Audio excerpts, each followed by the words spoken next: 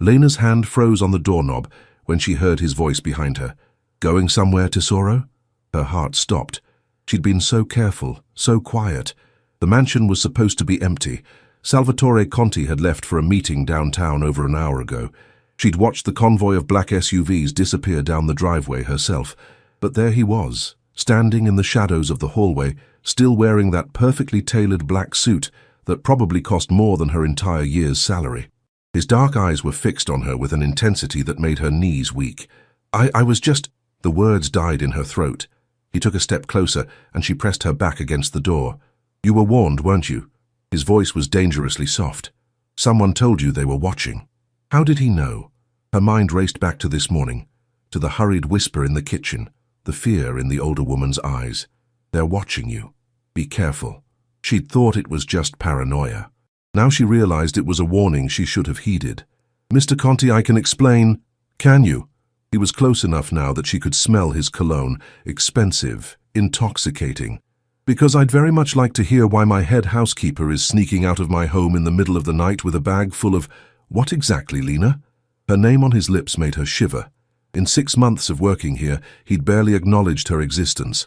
Now he knew her name. Now he was looking at her like she was the most important person in the world, or the most dangerous. This story is just beginning, and what happens next will change everything. If you want to discover how Lena ended up in Salvatore Conti's mansion and what secrets she's hiding, subscribe to the channel and leave a comment telling us where you're watching from. Every view helps bring more stories like this one to life. 3 months earlier, Lena Pierce had never heard of Salvatore Conti. She knew the name, of course. Everyone in Chicago did.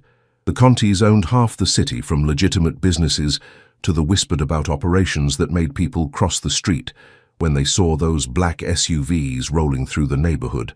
But Lena had bigger problems than worrying about some crime boss she'd never meet, like keeping the electricity on, like finding enough hours in the day to work her 2 jobs and still see her daughter before bedtime, like figuring out how she was going to pay for Mia's asthma medication this month when the pharmacy had already refused to fill it on credit. The morning she met him, Lena was on her knees scrubbing the marble floor of the Grandview Hotel's executive suite. Her back ached, her hands were raw from chemicals, and she was running on 3 hours of sleep. But she couldn't complain. This job paid $12 an hour, 3 more than the diner where she waitressed nights. Excuse me. The voice was deep, commanding, and came from directly above her. Lena's head snapped up and she found herself staring at the most beautiful man she'd ever seen. He was tall, well over 6 feet, with the kind of presence that made the spacious suite feel suddenly small. Dark hair swept back from a face that could have been carved from marble, sharp cheekbones, strong jaw shadowed with perfectly groomed stubble, and eyes so dark they were almost black. He wore a charcoal suit that fit him like it had been made specifically for his broad-shouldered frame, which it probably had. Behind him stood 3 other men, all wearing similar suits, all watching her with expressions that ranged from bored to vaguely amused. Yes, sir. I'm almost done. Lena scrambled to her feet, painfully aware of her stained uniform and the way her hair was falling out of its ponytail. She grabbed her cleaning supplies, ready to get out of his way. Wait. He held up a hand and she froze. His eyes scanned the room, taking in the spotless marble, the gleaming fixtures, the perfectly arranged furniture. You did all this? Yes, sir. I can come back if... No. He took a step closer, and Lena's pulse quickened. There was something predatory about the way he moved, like a wolf circling prey, but his expression wasn't threatening. It was curious. How long have you worked here? 3 months, sir. And before that? Why was he asking her this? Lena clutched her cleaning caddy tighter. I worked at a diner on the south side. Still do, actually. Nights. Something flickered in his eyes. 2 jobs. It wasn't a question, but she nodded anyway. One of the men behind him cleared his throat. Boss, we're going to be late for... Cancel it. The boss, oh God, was this actually Salvatore Conti, didn't take his eyes off Lena. What's your name? Lena Pierce. Lena. He said it slowly, like he was tasting it. I have a proposition for you. Her stomach dropped. She'd heard stories about men like him, about what they wanted from women like her. Sir, I need a head housekeeper for my estate. He pulled a card from his jacket pocket and held it out. The position pays $90,000 a year, full benefits, housing included if needed. You'd manage a staff of 12, report directly to me. Lena stared at the card like it might bite her. $90,000. That was more than she'd made in the last 3 years combined. I don't understand. You don't know anything about me. I know you work 2 jobs to make ends meet. I know you've cleaned this suite better than anyone else on your staff has in months. I know you have a daughter. The photo in your pocket fell out when you stood up. He gestured to the floor where, sure enough, Mia's school picture lay face up on the marble.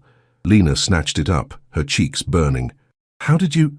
I noticed details. It's how I stay alive. He adjusted his cuff, revealing a flash of tattooed skin beneath his expensive watch. The job is legitimate, Miss Pierce. You'd have a contract, paid time off, health insurance that would cover your daughter's medical expenses. Her heart stuttered. How do you know about the prescription bag in your cleaning cart? Albuterol. She has asthma. His expression softened fractionally. My sister had asthma as a child. I understand how expensive it can be. Lena's mind was reeling. This couldn't be real. Men like Salvatore Conti didn't offer jobs to broke single mothers out of the goodness of their hearts. There had to be a catch. Why me? Because you're thorough, you're discreet, and you need the money badly enough that you won't ask too many questions about my business. He met her eyes directly. But not so desperate that you'd compromise your principles. I saw the way you looked at me just now. You thought I was propositioning you for something else and you were ready to refuse, even if it meant staying poor. She didn't know what to say to that. Take the card. Think about it. But know that I need an answer within 24 hours. He turned to leave, then paused. One more thing, Miss Pierce. If you accept this position, you'll see and hear things that most people don't. Things that need to stay confidential. Can you handle that? She thought about Mia's medication, about the overdue rent notices, about the future that was slipping further from her grasp with each passing day. She thought about the fear in this man's eyes when he mentioned his sister's asthma, the first truly human emotion she'd seen from him. Yes, she heard herself say, I can handle it. Salvatore Conti smiled for the first time since entering the room, and it transformed his entire face. Good. My driver will pick you up tomorrow at 6 a.m. Bring your daughter. I assume you'll need the housing. He left before she could respond, his entourage following like shadows. Lena stood alone in the gleaming suite, holding a business card that felt like it weighed 1,000 pounds. She had no idea that she'd just made a deal with the devil himself, or that in 3 months she'd be running for her life. The Conti estate was unlike anything Lena had ever seen. Set on 20 acres in Lake Forest, the mansion rose from manicured grounds like something out of a movie, all stone and glass and perfectly symmetrical beauty. The driveway alone was longer than her entire street back home, lined with trees that probably cost more than her car.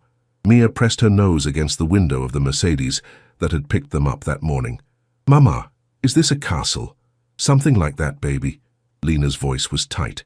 She still wasn't sure she'd made the right decision, but when she'd called the number on Sal's card yesterday, a woman named Maria had answered, confirming every detail he'd mentioned.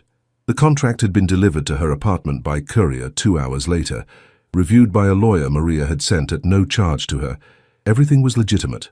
Almost too legitimate. The driver, a stern-faced man who'd introduced himself simply as Marcus, pulled up to a side entrance. Mr. Conti is waiting for you in his office. Maria will show you and your daughter to your quarters first. Maria turned out to be a warm, heavy-set woman in her 60s, with kind eyes and an accent that spoke of generations in Sicily. She embraced Lena like they were old friends, then bent down to Mia's level. And who is this beautiful little girl? I'm Mia. I'm 6. Mia held up 6 fingers seriously. Do you live in the castle too? I do. I'm the cook here. Do you like cookies? Mia's eyes went wide and Lena couldn't help but smile. What do you say, sweetie? Yes, please. Maria winked at Lena. I'll bring some up after you've settled in. Come, let me show you where you'll be staying. The housing turned out to be a 3-bedroom suite on the 2nd floor of the east wing, complete with a full kitchen, living room, and 2 bathrooms. The main bedroom had a king-sized bed, the kind Lena had only seen in catalogues. Mia's room was already furnished with a white daybed, a desk and, impossibly, a shelf full of children's books. Mr. Conti had these brought in yesterday, Maria said, noticing Lena's expression. He remembered you mentioning your daughter was 6. Lena ran her fingers over the spines. They were all quality hardcovers, classics mixed with popular new titles. Someone had put thought into this. I don't understand. Why would he? Boss takes care of his people. Maria's voice was gentle but firm. You work for him now, which means your family. Your daughter too, you'll learn that about him. But he barely knows us. He knows enough. Maria moved toward the door. Get settled. His office is on the first floor, West Wing. When you're ready, Marcus will take you there. After Maria left, Lena helped Mia unpack her small bag of belongings. Her daughter chattered happily about the books, the big bed, the castle, but Lena's mind was elsewhere. She kept thinking about Sal's words at the hotel. You'll see and hear things that most people don't. What exactly had she gotten herself into? An hour later, Marcus knocked on their door and led Lena through a maze of hallways to a heavy wooden door. He knocked twice, then opened it without waiting for a response. Miss Pierce, boss. Salvatore Conti sat behind a massive desk in an office that looked like it belonged in a museum. Bookshelves lined the walls, filled with leather-bound volumes in English and Italian. A fireplace crackled despite the warm September day. But what caught Lena's attention was the bank of monitors on one wall, each showing different views of the estate grounds. Security cameras, dozens of them. Sal stood when she entered, buttoning his suit jacket in a gesture that seemed automatic. Today he wore navy blue, and Lena noticed the tattoo on his neck more clearly, an intricate design that disappeared beneath his collar. Miss Pierce, I trust your quarters are satisfactory. She struggled for words. They're more than I expected. The books for Mia were nothing. He gestured to the chair across from his desk. Please sit. We have much to discuss. Lena sat, acutely aware of how out of place she felt in her target dress and worn flats. Sal resumed his seat, steepling his fingers as he studied her. I'm going to be frank with you because I believe you can handle it. This estate runs on discretion and loyalty. You'll manage the household staff, oversee the cleaning and maintenance schedules, handle any issues that arise. But you'll also occasionally notice irregularities. Men coming and going at odd hours, packages being delivered that you won't inspect, conversations you'll pretend not to hear. His eyes were intense.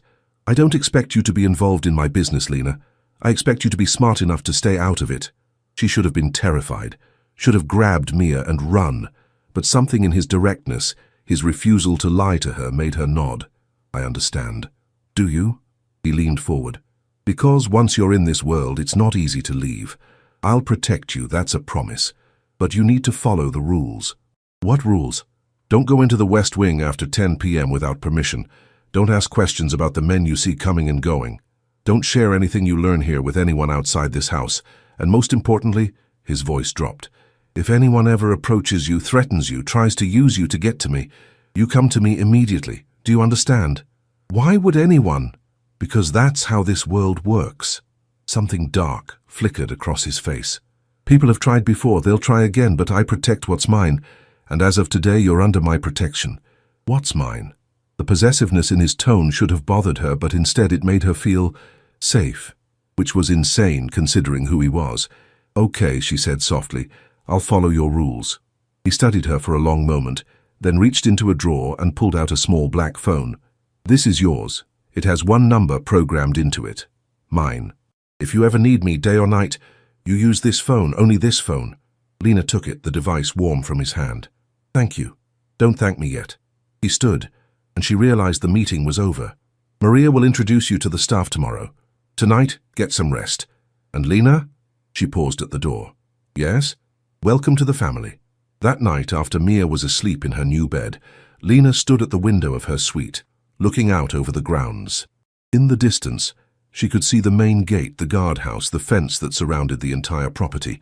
She'd traded one cage for another, she realized, but at least this one had silk sheets, and her daughter's medication would be covered. She pulled out the black phone Sal had given her, running her thumb over the smooth surface. One number, a direct line to one of the most dangerous men in Chicago. She should have been afraid. Instead, she felt the strangest sense of anticipation. The real question was, anticipation for what? The first few weeks passed in a blur of routine and luxury Lena had never experienced. She woke at 5 a.m., made sure Mia was ready for the private car that now took her to school, then spent her days managing a household staff that treated her with respect she'd never received in her previous jobs. Maria became her closest ally, teaching her the unspoken rules of the estate, the preferences of boss, and the hierarchy among the security team. And there was always security. Men in dark suits stationed at every entrance, cameras covering every inch of the property, cars that swept the grounds at regular intervals. At first it had unnerved her, but Maria explained it simply. When you have what boss has, you need protection. Lena saw Sal rarely in those first weeks. He was gone more than he was home, and when he was there, he closeted himself in his office with men who looked as dangerous as he did. But she felt his presence everywhere, in the perfectly organized house, in the way the staff moved with military precision, in the expensive coffee that appeared in her suite every morning, exactly how she liked it. Despite never having mentioned her preferences to anyone, he was watching, always watching. The thought should have creeped her out. Instead, it made her feel protected. Everything changed on a Tuesday in October. Lena was in the main library, high on a ladder dusting the upper shelves, when she heard voices in the hallway. Male voices, speaking rapid Italian.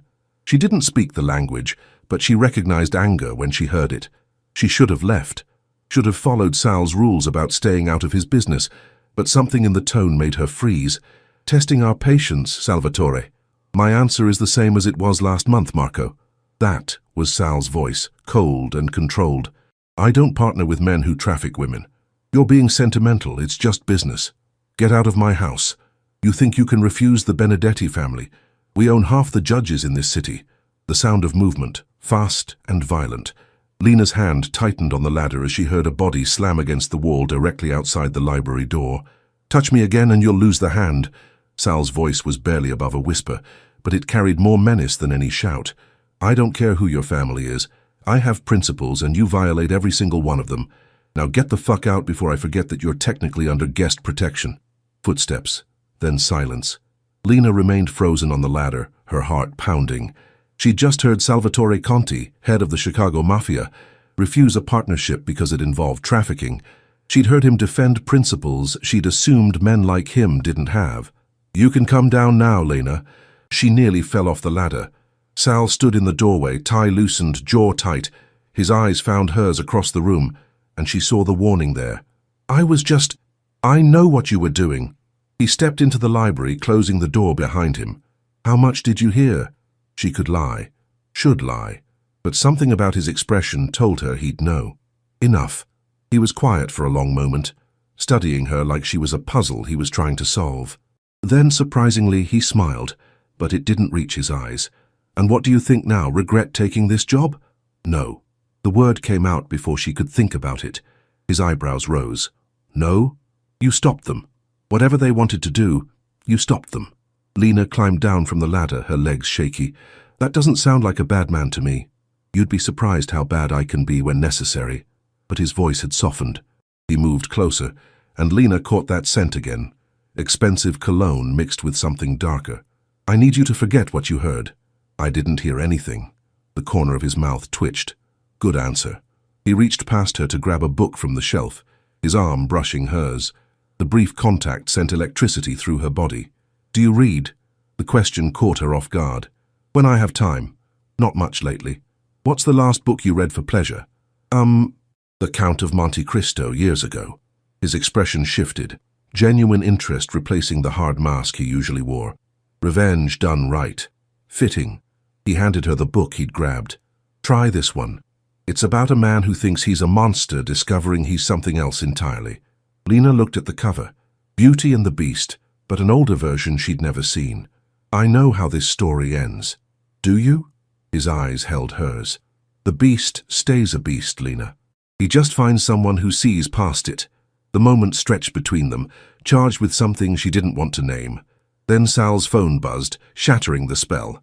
He stepped back, the walls going up again. I have a meeting in the city. I'll be back late. He moved toward the door, then paused. Lena? Yes? Thank you. For not running. He left before she could respond, and Lena stood alone in the library, holding a fairy tale and wondering what the hell was happening to her carefully controlled life. That night, after Mia was asleep, Lena sat in her room reading the book Sal had given her. It was well worn, the margins filled with notes in elegant handwriting. His handwriting, she realized. Comments on the plot, observations about the characters, questions about the nature of redemption. She ran her fingers over the words. Can a monster ever really change, or does he just find someone who accepts what he is? Her phone, the regular one, not the black one, buzzed with a text from her friend Rachel from the diner. "Girl, where have you been? Haven't heard from you in weeks." Lena stared at the message, then at the luxurious room around her, then at the black phone on her nightstand. She thought about Sal's intensity, the way he'd looked at her in the library, the heat that had sparked between them. She was in dangerous territory, and for the first time in her life, she didn't want to find her way back to safety. She picked up the black phone. One number, a direct line. Before she could second-guess herself, she typed, "Thank you for the book." The response came 30 seconds later. "You're still awake. Couldn't sleep. Neither could I." A pause then. "The notes in the margins, did you see them?" "Yes." Another pause, longer this time. "What do you think? Can a monster change?" Lena's fingers hovered over the screen. This was crazy. She was texting with her boss, her Mafia boss, about philosophy and redemption at midnight. She should stop, should maintain boundaries. Instead, she wrote, "I think maybe he doesn't need to change. Maybe he just needs someone who sees him as he is." The response took longer this time. "And if what he is dangerous, everyone's dangerous in their own way, at least with you, I know where I stand." 3 minutes passed. Lena was about to put the phone down when it rang, an actual call from his number. Her hand trembled as she answered. "Lena." His voice was rough, like he'd been holding something back. "I need you to understand something." "Okay. I'm trying very hard to be professional with you, to maintain distance. Not..." He stopped and she heard him take a breath. "But when you say things like that, when you look at me the way you did in the library today, it makes it very fucking difficult." Her pulse was racing. "Why do you need to maintain distance?" "Because you work for me. Because you have a daughter who depends on you. Because you deserve better than getting tangled up with a man like me." His voice dropped lower. "And because if I let myself get close to you, I don't think I'd be able to let go." Lena closed her eyes, feeling the truth settle in her bones. This wasn't just attraction. This was something bigger, more dangerous, more inevitable. "What if I don't want you to let go?" Silence. Then, "Don't say that unless you mean it, Tesoro, because I don't do anything halfway." "Neither do I." She heard him exhale, sharp and sudden. "Then we're both in trouble." "Yeah," she whispered. "We are." Neither of them hung up for a long time after that, just breathing in sync across the connection, both knowing they'd just crossed a line they couldn't uncross. When Lena finally ended the call and lay back on her bed, she was smiling despite the flutter of fear in her chest. She'd just made a second deal with the devil, and this time she knew exactly what she was getting into. The shift happened gradually, then all at once. Sal started eating breakfast with her and Mia before school, making the little girl laugh with terrible jokes, while his security team stood uncomfortable watch. He asked about Lena's day, remembered small details she mentioned, left flowers in her suite with notes that simply said, "Thinking of you." Maria noticed, of course. "Boss hasn't been this happy in years," she told Lena one morning while they prepped for a dinner party. "Not since his sister died." Lena's hands stilled on the napkin she was folding. "I didn't know he'd lost someone. Angelina, 10 years ago." Maria's eyes were sad. "Asthma attack. She was only 16. Boss wasn't here. He was handling business in New York. By the time he got back..." She shook her head. "He blamed himself, said he should have been there, should have protected her." Suddenly, so much made sense. The way Sal had looked when he mentioned his sister's asthma at the hotel. The specialized medical supplies in the estate security office. The fact that Mia's room had an emergency inhaler mounted on the wall. He was still trying to save his sister by protecting someone else's daughter. That evening, after the dinner party ended and the guests left, Lena found Sal in his office, tie discarded, hair disheveled, staring at the monitors. He looked exhausted and beautiful, and somehow vulnerable despite the gun she could see in the shoulder holster he'd forgotten to remove. "Knock, knock," she said softly from the doorway. He looked up, and his expression transformed when he saw her. "Come in, please." She closed the door behind her and sat in the chair across from his desk. "Maria told me about Angelina." His jaw tightened. "Did she? I'm sorry. I can't imagine how hard that must have been. It was my fault." The words came out flat, emotionless. "I wasn't there. I was building an empire, making money, proving I was untouchable. And while I was doing that, she was dying alone." "That's not..." "It is." He stood abruptly, moving to the window. I had all this power, all this money, and I couldn't save the one person who mattered most. Lena rose and crossed to him, touching his arm gently. He tensed, but didn't pull away. You were young. You didn't know. I should have known. He turned to face her, and the raw pain in his eyes made her chest ache. I should have been there. Yes, you should have. She held his gaze. But you weren't, and you can't change that. All you can do is be there now for the people who need you. Like you. His hand came up to cup her face, thumb brushing her cheek. Like Mia. We don't need you to save us, Sal. She leaned into his touch. We just need you to be honest with us. I'm falling for you. The confession came out rough. That honest enough? Her breath caught. Yes. It's not smart. It puts you in danger just by association. His other hand came up to frame her face. But I can't seem to stop myself. Then don't. Lena rose on her toes, closing the distance between them. Don't stop. The kiss was inevitable. His lips met hers, soft at first, testing, then deeper as she opened for him. His arms wrapped around her waist, pulling her close, and she melted into him, feeling safe and dangerous and more alive than she had in years.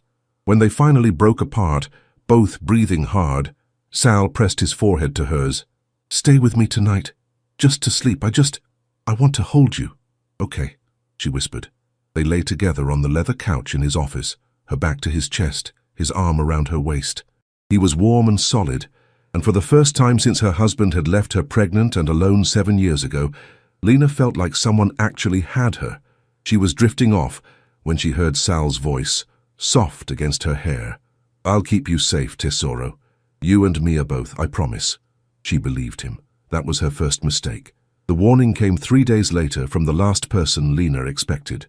She was taking laundry down to the basement when she encountered an older black woman she'd never seen before, wearing a housekeeper's uniform and carrying a mop bucket. The woman's eyes went wide when she saw Lena. You're the new one, the woman said, her voice low and urgent. The one boss is sweet on. I'm the head housekeeper, yes. Listen to me. The woman glanced around nervously, then stepped closer. They're watching you. The Benedetti family. They know about you and the little girl. They're planning something. Lena's blood ran cold. How do you know this? Because I've been here 2 weeks, and nobody's noticed I'm not supposed to be here. The woman's expression was fierce.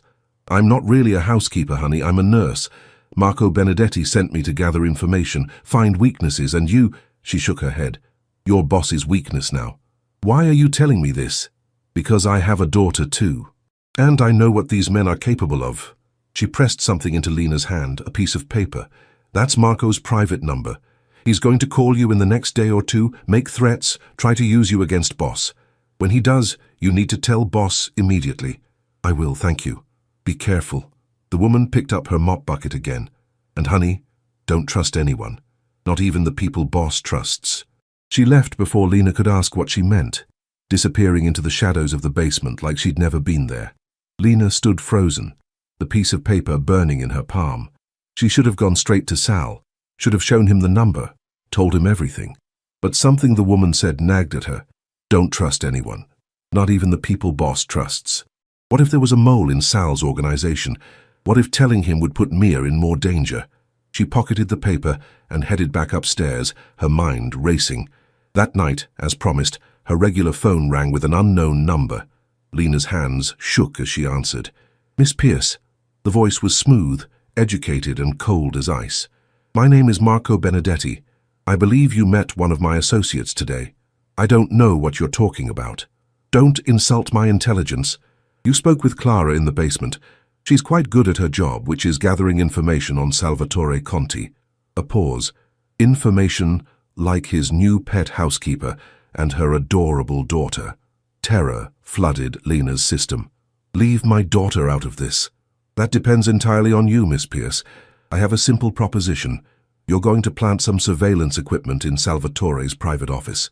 In exchange, I'll ensure that neither you nor little Mia are harmed in the inevitable war that's coming. And if I refuse, then I'll have no choice but to demonstrate to Salvatore what happens when he rejects the Benedetti family's offer of partnership, starting with the people he cares about. The threat was clear. You have 24 hours to decide. I'll be in touch. The line went dead. Lena sat on her bed, phone in one hand, the black phone Sal had given her in the other. She knew what she should do, knew what Sal had told her to do if anyone threatened her, but Mia was asleep in the next room. Innocent, vulnerable Mia, who'd finally found stability and happiness. If Lena told Sal and he went after the Benedettis, what would stop them from retaliating against a 6-year-old girl? She looked at the black phone, Sal's direct line. One call, and he'd protect her. He'd promised. But promises didn't stop bullets. Promises didn't save little girls from men who trafficked women and children. Lena made a decision that would change everything. She didn't call Sal. Instead, she responded to Marco's next text message with 2 words: "I'll do it." The surveillance equipment arrived the next day, hidden in a delivery of fresh flowers for the estate. Lena found the small device tucked inside a rose stem, along with instructions that made her stomach turn. Plant this in Conti's office, behind the family photo on his desk. Tonight. She had the opportunity that evening. Sal was in the city for a meeting, wouldn't be back until late. Maria was giving Mia cookies in the kitchen. The house was quiet, the security team focused on the perimeter. Lena stood in Sal's office, the tiny bug in her trembling hand, staring at the photo he kept on his desk. It was old, faded. Sal as a teenager, with a beautiful girl who had to be Angelina. Both of them smiling like they had no idea what was coming. She reached for the frame. "What are you doing?" Lena spun around so fast she dropped the bug. Sal stood in the doorway, still in his coat, his expression unreadable. I was just dusting." "You're lying." He stepped into the office, closing the door behind him. His eyes went to the tiny device on the floor, then back to her face, and badly. Lena felt her world crumbling. "Sal, I can explain." "Can you?" He bent down and picked up the bug, examining it with the careful attention he gave everything. When he looked up at her again, his expression was cold. "Who sent you?" "No one sent me. I work for you." "Then why are you planting surveillance equipment in my office?" His voice was deadly quiet. "Who are you working with, Lena?" "I'm not—" Her voice broke. "They threatened Mia. Marco Benedetti called me, said if I didn't do this, he'd hurt her. I didn't know what else to do." Something flickered across his face, not quite anger, not quite betrayal. "And you didn't think to tell me? You don't understand. I told you explicitly that if anyone threatened you, you were to come to me immediately." He set the bug on his desk with careful precision. "But you didn't trust me enough to protect you." "That's not true, isn't it?" He turned away from her, hands clenched. "I've spent months trying to keep you safe. I've had extra security on your daughter's school, tracking devices on both of your phones, guards watching every entrance to this estate. I've done everything in my power to make sure the Benedettis couldn't touch you, and the first time they make contact, you keep it from me and agree to betray me. I was scared. You should have been." He spun back around, and now she saw the fury beneath his control. "You should have been terrified, Lena. That's why you were supposed to come to me. That's why I gave you that fucking phone. I thought—" Tears streamed down her face. "I thought if you went after them, they'd hurt Mia to get back at you." His expression softened fractionally. "Do you really think I'd let that happen?" "I don't know. I don't know how this world works, Sal. I don't know the rules or the protocols or—" She wrapped her arms around herself. "All I know is that someone threatened my daughter, and I'd do anything to keep her safe, even if it means betraying you." Silence stretched between them. Then Sal moved, crossing the space in 2 strides and pulling her into his arms. She collapsed against him, sobbing into his shoulder while he held her tight. "You're not betraying me," he murmured against her hair. "You're trying to protect your daughter. I understand that. But Tesoro, you have to trust me. That's the only way this works." "I'm sorry. I'm so sorry." "I know." He pulled back just enough to cup her face, forcing her to meet his eyes. "But we're going to do this my way now. You're going to plant that bug exactly where Marco wants it, and then we're going to use it to destroy him." Lena's eyes widened. "What? He made a mistake threatening you. He made a bigger mistake thinking I wouldn't find out." Sal's expression was cold as ice. "Now I'm going to make him regret both." Over the next week, Sal orchestrated one of the most brilliant operations Lena had ever witnessed. He fed false information through the bugged office, details about a weapons shipment that didn't exist, meetings that were never scheduled, weaknesses that weren't real, all while his real operations happened elsewhere. Lena watched him work with a mixture of awe and terror. This was Salvatore Conti at his most dangerous, calculating, ruthless, always 3 steps ahead. He'd transformed her betrayal into bait, using Marco's surveillance against him. He'll make his move Friday night, Sal told her Thursday evening. They were in his office, the real one, in the West Wing where cameras didn't reach. He thinks I'll be vulnerable, thinks he knows my security patterns. He's wrong. What's going to happen? Justice. His eyes were hard. The kind men like Marco understand. Friday came too quickly. Sal had Mia taken to Maria's sister's house in the suburbs for a special sleepover. Extra security appeared on the grounds, men Lena had never seen before. The atmosphere was tense, expectant. At 9 p.m., the power went out. Lena was in her suite when it happened, instantly transported back to her old apartment, where the electricity got cut off regularly. But this was different. This was intentional. Through her window, she could see figures moving in the darkness, approaching the house. Her door burst open. One of Sal's guards, Paolo, who always smiled at Mia, grabbed her arm. "Boss wants you in the safe room now." "What's happening?" "Benedetti's are making their move. Come on." He dragged her through hallways she'd never been in, downstairs she didn't know existed, to a reinforced door hidden behind a wine rack. Inside was a small room with monitors showing every angle of the estate. Sal was there, jacket discarded, gun in his hand, watching the screens with lethal focus. When he saw her, some of the tension in his shoulders eased. "You're safe." He pulled her close, pressing a quick kiss to her forehead. "Stay here with Paolo. Don't come out until I come get you." "Sal, I mean it, Lena. Stay here." He met Paolo's eyes. "Protect her with your life." "Yes, boss." Then he was gone, disappearing into the darkness with a group of his men. Lena watched the monitors, her heart in her throat, as figures converged on the estate. What happened next was fast and brutal. Sal's men emerged from hiding spots the Benedettis didn't know existed, surrounding the invaders with military precision. There was no gunfight, no Hollywood shootout, just cold, efficient capture. On the main screen, Lena watched Sal approach Marco Benedetti himself, who'd been foolish enough to come personally. The audio was off, but she could see Sal speaking, Marco responding with what looked like threats. Then Sal said something that made Marco's face go white. Two of Sal's men dragged Marco away. The whole operation took less than 15 minutes. When the lights came back on, Lena found herself shaking. Paolo kept his position by the door, face impassive, gun still drawn. "Is it over?" she asked. "For now." 20 minutes later, Sal appeared in the doorway, blood on his knuckles but otherwise unharmed. Paolo left immediately, closing the door behind him. "Mia?" Lena asked. "Safe, still at Maria's sister's house. We'll pick her up in the morning." He crossed to her, and she saw the exhaustion beneath his adrenaline. "It's done, Tesoro. Marco won't be threatening anyone again." "What did you do?" "What I had to." He caught her hands, examining her like he was checking for injuries. "I made sure he understood that you and Mia are under my permanent protection, that anyone who touches you is signing their own death warrant." "Sal..." "No." His grip tightened. "You need to understand something, Lena. I don't do anything halfway, remember? When I say I'll protect you, I mean it absolutely. When I say I'm falling for you, I mean I'm already gone." He pulled her closer. "You're mine now. You and Mia both. And I protect what's mine." The possessiveness should have scared her, should have sent her running. But instead, wrapped in his arms, still trembling from fear and relief, Lena felt something entirely different. She felt home. "I'm sorry I didn't trust you," she whispered. "You're learning." He kissed her softly. "And I'm learning too. Learning that loving someone means letting them be afraid, make mistakes, find their own way to trust." He rested his forehead against hers. "We'll figure it out together." "Together," she repeated. "Together," he confirmed. That night, they slept in the safe room, unwilling to let each other go.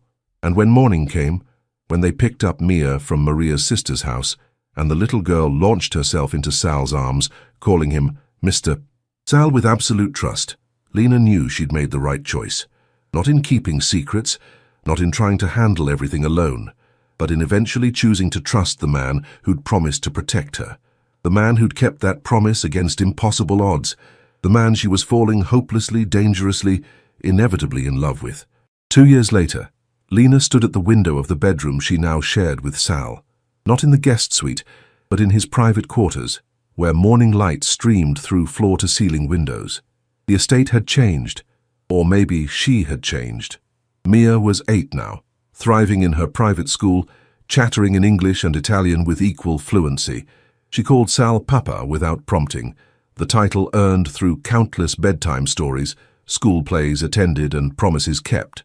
He'd adopted her officially 6 months ago, making legal what had been true in their hearts much longer. In the garden below, Lena could see Sal teaching Mia to plant tomatoes, both of them dirt-smudged and laughing. He looked up as if sensing her watching, and even from this distance she saw the love in his expression. Her phone, the regular one now, the black one retired, buzzed with a message from Rachel. "Still can't believe you married a literal mafia boss." "Living the fantasy, girl." Lena smiled. It wasn't a fantasy. It was complicated and real, and occasionally terrifying. Sal still worked in shadows, still made decisions she didn't always agree with, still carried violence in his hands. But he also made her coffee every morning, left notes in her books and held her when nightmares woke her. He'd given Mia stability, love, and a father who'd die before letting harm touch her. He'd given Lena partnership, passion, and a future she'd never imagined possible. The warning the woman had given her in the basement that day still echoed sometimes. "They're watching you." But now, Lena understood that the watching went both ways. She'd learned to navigate this world, learned when to be soft and when to be steel. She'd become not just Sal's wife, but his true partner, the person he trusted most. Maria knocked on the doorframe. "Mrs. Conti? The charity board meeting is in an hour." Mrs. Conti. Even after a year, the name still made her smile. "I'll be ready in 20 minutes. Boss wants to know if you'll have lunch with him and Mia afterward." "Always." After Maria left, Lena touched the window glass, watching her family in the garden. Her daughter with dirt under her nails, her husband with love in his eyes, their life built on trust hard won and promises kept. She'd been warned they were watching. She'd been told it was too late. But maybe too late wasn't a warning. Maybe it was exactly the right time. This story has reached its ending. If it touched your heart in any way, leave a like and share it with someone who loves emotional, intense stories like this. New stories arrive soon. Until next time.